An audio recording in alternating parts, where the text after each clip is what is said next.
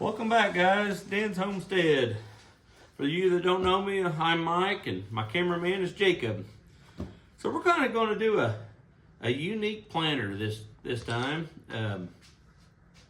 We're going to build a planter that fits these pots to where you ain't got to repot.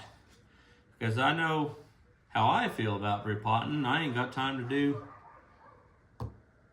what I need to do, rather repot for my wife or whatever. So we're going to build a unique one that this sits down in that you can't tell that it's not a full planter. And we're going to have metal inserts with rough cedar framework. So meet me at the table saw and we'll get started on this project.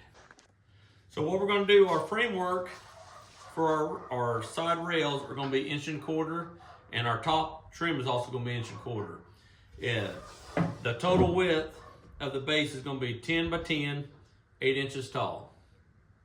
So we'll get started with ripping down our 1¼ inch, and we'll use the fancy push stick I built here a while back. If you ain't seen that video, go watch it. Pretty cool.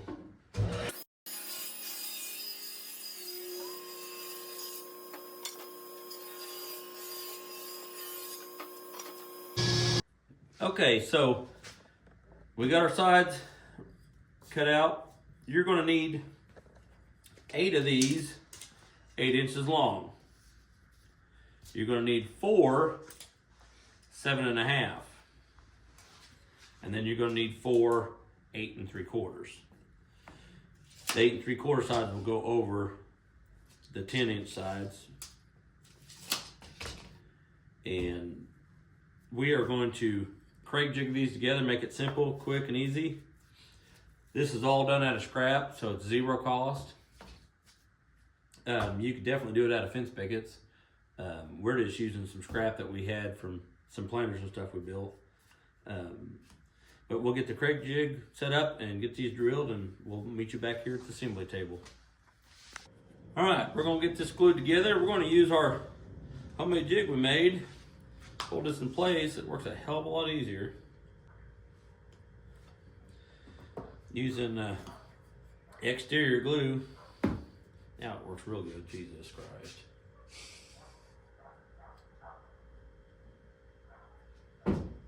Don't do what I just did. Heather just spent $35 on glue.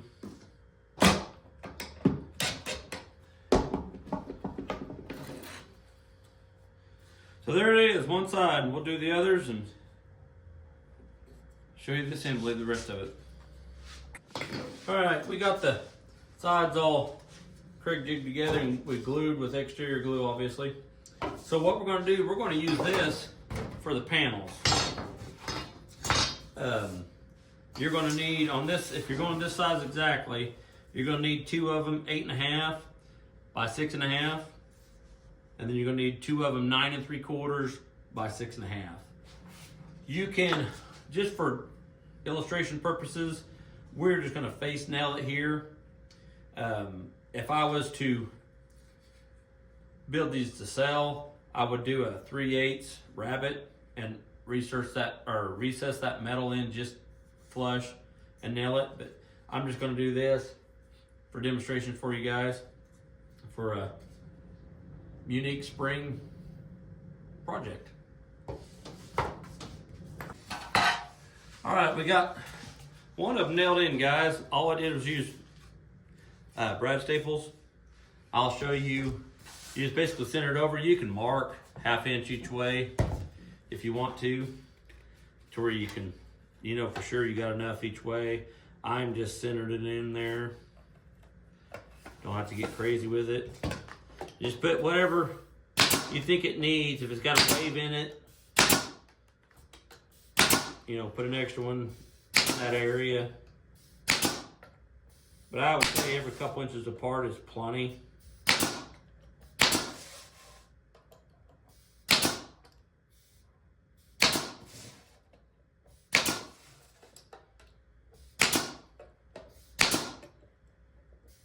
For all practical purposes, I would probably, it's really not, it's smooth. If you got a little burr, maybe hit your hammer, knock it down if you don't want to put a rabbet in there.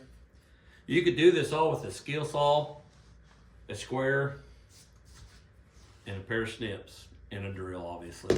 You don't have to have a table saw to rip it down. You can rip all this down, or heck, you can get this cedar. Big box stores, if they don't have an 1.5 inch, they'll rip it down for you, but most of them carry 1.5 inches.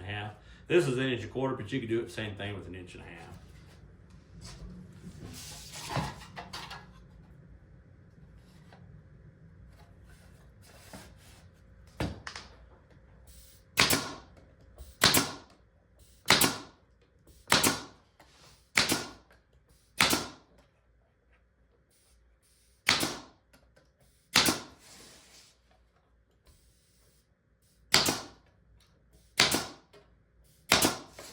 If I do some of these and sell them, I'll put a rabbet in mine and recess mine down flush. I mean, if you really wanted to, I guess, you could take just a piece of thin scribe metal or wood and lay over the metal. Then you wouldn't have that raw edge there of that metal. But I think it looks pretty damn badass, guys. All right, so we got them on there. We are just going to glue, and I'll put finish nails in this. You can screw it if you want to, if you don't have a nailer. I'm just going to put some 1.5 inch finish nails in it. So I'll get that done, glue it. And you know, guys, I don't know that I've seen a planter with this. Now I've done some rustic cabinets in a cabin with some old corrugated metal, but I don't know that I've ever seen a planter like that. That don't mean there ain't out there, but I just don't recall seeing them. I think it's pretty cool. I might make a bunch of these and sell them this spring. Now you can, I didn't do it, but you can adjust this side to where it's the same size as this because you're overlapping. I don't see a reason for it. It looks just fine to me. It's a planter. Or if you really want to get crazy, heck, 45 your corners. But you got to remember your market, what people are going to pay for, you know. You got a ton of time in it. Is it you're going to make any money on it? Can you sell them for what you got time-wise in it? Because your time is worth something. You know, you guys got a electric bill that you're adding up using your shop tools. You got tools to replace. You got to figure all that in. All right, I had one blow out on me right here, which I should have known it was going on right there at the damn knot.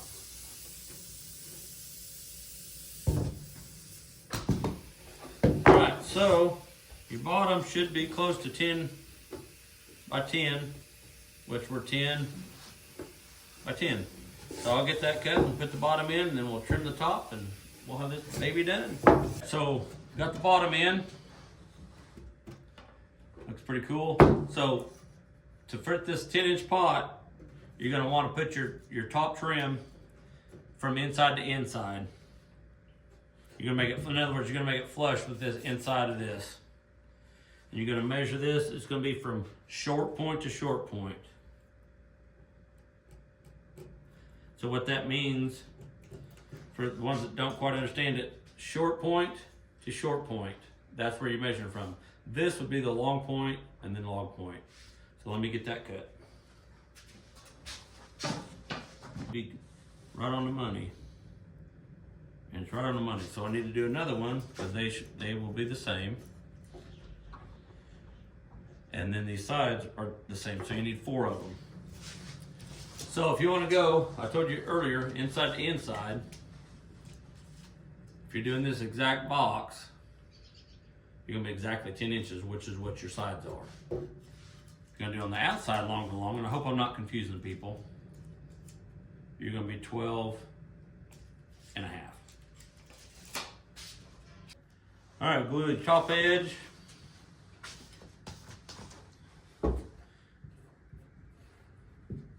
Like I said, you make it flush with the inside.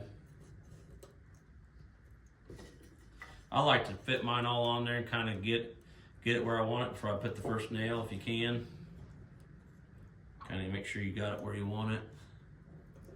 And you can also just put one in there to hold it in place.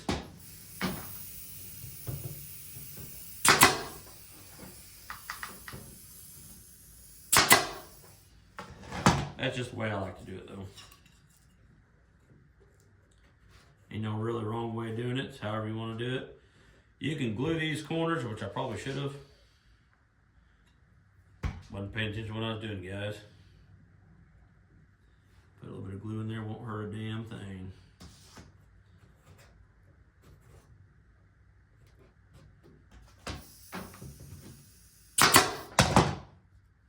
I like to put them in my corners here.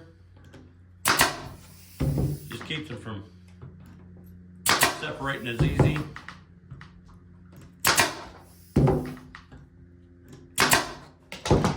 So there we are, guys. Turn in a